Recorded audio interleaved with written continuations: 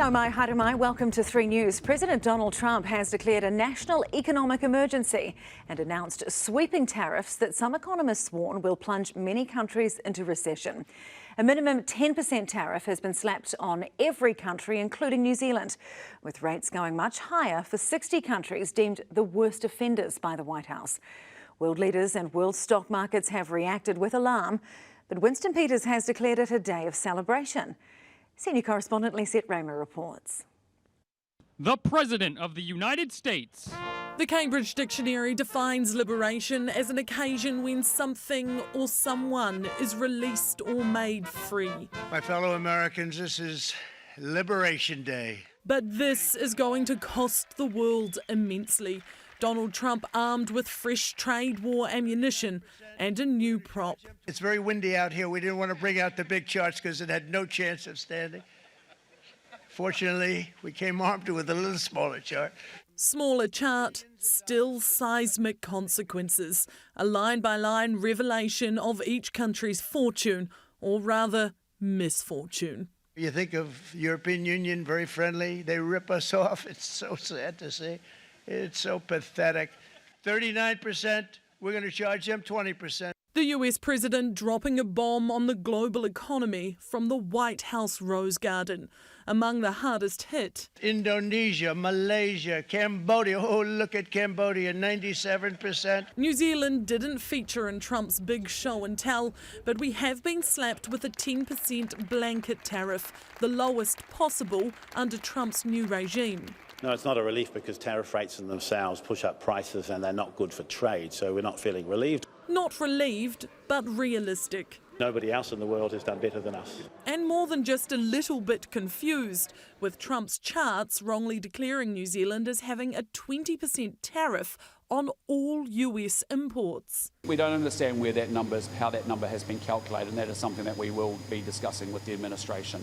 Our average tariff rate on American goods is actually 1.9%. Even if you were to include 15% GST, it would fall short of Trump's 20% claim. It's a mistake on their part, but it's immaterial and we're not going to make silly comments. Still, the lack of clarity and detail is making it difficult for worried Kiwi exporters to gauge the full extent of hurt coming their way. Farmers have been through tough times in the last several years. We're just seeing some green shoots, so of course it's been on their mind.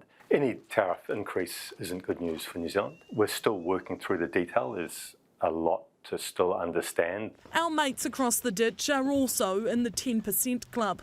This is not the act of a friend. A sentiment shared by some in Parliament. It's hard to imagine that any friend would do this or indeed disrupt the world of trade in the way that we're seeing here. But while around the world countries have been quick to discuss payback, New Zealand has already ruled that out, with our Deputy Prime Minister presenting today's news as a win. We've got out of a situation where we could have done far, far worse.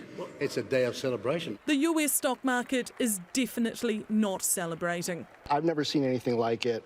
This, I think fair to say, is worse than the worst case scenario of the tariffs that many in the market expected the president to impose. Economist Justin Wolfe is sharing these figures by the World Bank to demonstrate just how dramatic today's announcement is.